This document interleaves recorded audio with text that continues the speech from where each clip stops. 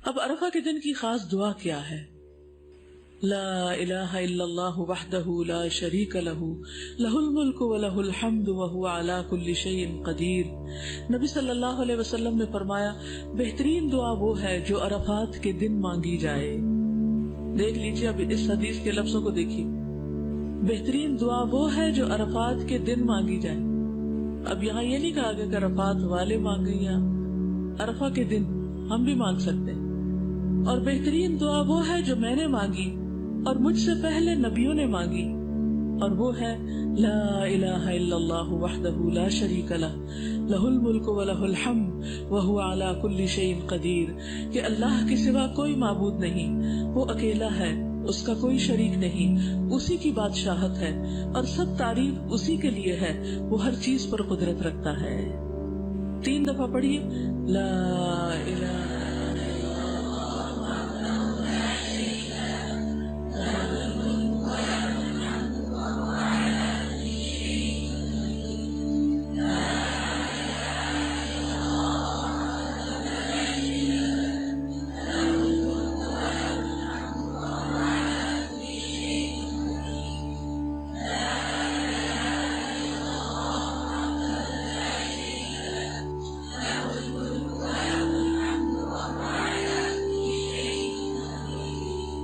نبی صلی اللہ علیہ وسلم نے فرمایا جو شخص رات کو بیدار ہو کر یہ دعا پڑھے لا الہ الا اللہ وحدہ لا شریک لہ لہ الملک ولہ الحمد وہو علی کل شیء قدیر، الحمد للہ وسبحان اللہ ولا الہ الا اللہ واللہ اکبر ولا حول ولا قوة الا باللہ۔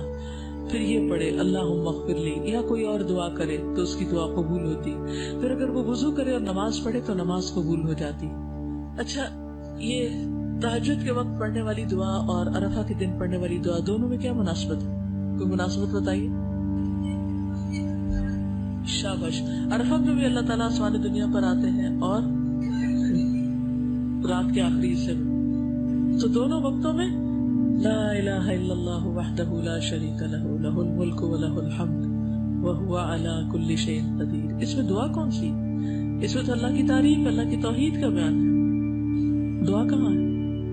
اسے دعا کہا جا رہا ہے وَهُوَ عَلَى كُلِّ شَيْءٍ قَدِيرٌ، کہ اللہ ہر چیز پہ قادر ہے۔ سوچئے آپ کی زندگی میں کون سا مسئلہ ہے، کیا غم ہے، کیا دکھ ہے، کیا پریشانی ہے، کیا چیز آپ کو بادر کر رہی، سوچئے اس کو، اور پھر پڑھیے لا الہ الا اللہ وحدہ لا شریک لہ لہ الملک ولہ الحمد وہو علی کل شیء قدیر۔ جب کل شیء قدیر کہیں گے تو کیا کہیں گے؟ اللہ میں قادر نہیں ہوں یہ کام کرنے پر، میرے ہاتھ میں نہیں ہے، نہ اپنی جان، نہ اپنا نفس، نہ اپنے خیالات، اور نہ اپنا یہ سست جسم، اور نہ ہی اپنی اولاد، اور نہ ہی لوگ، میں کسی چیز کے مالک نہیں۔ لہ الملک ولہ الحمد، ہر چیز کا مالک تو ہے، ہر چیز تیرے اختیار میں ہے، ان سب چیزوں کو تو اپنی اطاعت میں قبول کر لے اور ان سب کو اپنی راہ دکھا۔ ہم ہر وقت لوگوں سے توقع رکھتے ہیں، لوگوں کو مسئلے بتاتے ہیں، مجھے یہ پریشانی ہے، مجھے یہ پریشانی۔ ہم نے کتنی بار اللہ کو پریشانی بتائی؟ ہم لوگوں کو فون کرتے ہیں، لوگوں کو میسج بھیجتے ہیں، اپنی پریشانیوں کے دکھ سناتے ہیں، وہ سنتے ہیں یا نہیں سنتے، پڑھتے ہیں یا نہیں پڑھتے، پڑھتے اور جواب دیتے ہیں یا نہیں دیتے، اور پھر بھی انہیں کو سنائے چلے جاتے ہیں۔ تو ایسے تمام اوقات میں ہمیں کیا کرنا چاہیے؟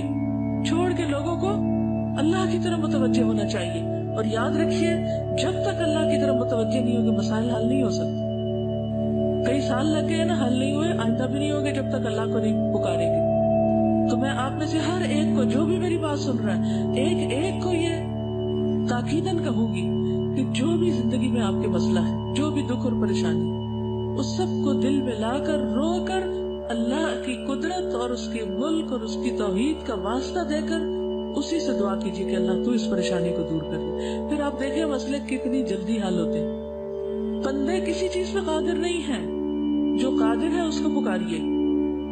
اور میں ہمیشہ سوچتی ہوں اللہ تعالیٰ اس وقت کیا سوچتا ہوں، کیا کہتا ہوگا کہ کام تو میں کر سکتا ہوں اور بتا یہ لوگوں کو رہا ہے جو کسی چیز پہ قادر نہیں۔ سب کچھ تو میرے اختیار میں ہے اور دیکھ یہ لوگوں کی طرف رہا ہے۔ یہ تو ایسے ہی ہے نا جیسے ہمیں سخت پیاس لگی ہو اور جس شخص کے ہاتھ میں پانی کا گلاس ہو اس کو اگنور کر کے دوسروں کو کہے پانی پلا دو، پانی پلا دو، جن کے ہاتھ میں پانی ہے ہی نہیں۔ بتائیے بندوں کے ہاتھ میں کیا ہے؟ کچھ بھی تو نہیں۔ پھر کیوں نہیں ہم اللہ کی طرف راغب ہوتے؟ کیوں نہیں اس کی طرف توجہ کرتے؟ تو آج آپ نے کثرت سے جو ذکر کرنا ہے اور جو دعا بار بار پڑھتے رہنا ہے وہ یہی دعا ہے، اور اس کو سامنے رکھ کے 3 دفعہ پڑھا، 5 دفعہ پڑھا، 7 دفعہ پڑھا، پھر اس کے بعد جو دل میں دکھ ہے، غم ہے، پریشانی، پھر اس کا ذکر کیا، اللہ میرا یہ دکھ دور کر دے، اللہ میری یہ ضرورت پوری کر دے، اللہ میری پریشانی دور کر دے۔ پھر آپ دیکھیں گے کہ کیسے مسائل حل ہوتے ہیں۔ ایک بار پڑھنے سے بھی اگر دعا قبول ہوتی ہے تو بار بار پڑھنے سے کتنی بار قبول ہوگی اور کتنی زیادہ قبول ہوگی۔ رسول اللہ صلی اللہ علیہ وسلم نے فرمایا جو شخص صبح کے وقت یہ کہہ لے لا الہ الا اللہ وحدہ لا شریک لہ لہ الملک ولہ الحمد وہو علی کل شیء قدیر، تو اسے اولاد اسماعیل میں سے ایک غلام آزاد کرنے کا ثواب ملے گا۔ وہ صبح صبح صدقہ کر دیا آپ نے اور اس کے لیے 10 نیکیاں لکھی جائیں گی اور اس سے 10 غلطیاں مٹا دی جائیں گی اور اس کے 10 درجات بلند کیے جائیں گے، اور شام تک وہ شیطان سے حفاظت میں رہے گا۔ اور اگر شام کو کہہ لے تو صبح تک اس کے لیے یہی کچھ ہے۔ تو ویسے تو عادت بنا لینی چاہیے 33 دفعہ سبحان اللہ، 33 دفعہ الحمدللہ، 33 دفعہ اللہ اکبر، اور 34ویں بار لا الہ الا اللہ وحدہ لا شریک لہ لہ الملک ولہ الحمد وہو علی کل شیء قدیر، اور جو 10 بار پڑھے اس نے گویا 4 غلام آزاد کیے۔ پھر اسی طرح جو 10 بار یہ پڑھے جس میں بیدہ الخیر یحیی و یمیت کے الفاظ بھی شامل کر دیے گئے ہیں، تو جو یہ پڑھتا ہے اس کے لیے 10 نیکیاں لکھی جاتی ہیں، 10 گناہ معاف ہوتے ہیں، 10 درجات بلند ہوتے ہیں۔ یہ کلمات اس کے لیے ہر ناپسندیدہ چیز اور شیطان مردود سے حفاظت کا ذریعہ بن جاتے ہیں۔ شرک کے علاوہ کوئی گناہ اسے گھیر نہیں سکتا، یعنی ہر گناہ سے چھٹکارا ہو جائے گا اور وہ عمل کے لحاظ سے تمام لوگوں میں سب سے افضل شمار ہوگا، مگر وہ شخص اس سے برتری لے جاتا ہے جو اس سے زیادہ یہ کلمہ کہہ دے۔ پھر ان کلمات کے پڑھنے سے درجات بلند ہوتے ہیں۔ 100 بار پڑھنے کا اجر کیا ہے کہ شیطان سے حفاظت رہتی ہے، اور کوئی شخص اس سے بہتر عمل نہیں کرتا جو کلمہ 100 بار یہ پڑھ لے کوئی شخص۔ اگر عام دنوں میں نہیں پڑھے تو اللہ کی رضا کے لیے آج تو کم از کم 100 بار اس کو ضرور پڑھ لیں۔ پھر اسی طرح مغرب کی نماز کے بعد خاص طور پر حفاظت کے لیے کلمہ بہت مفید ہے۔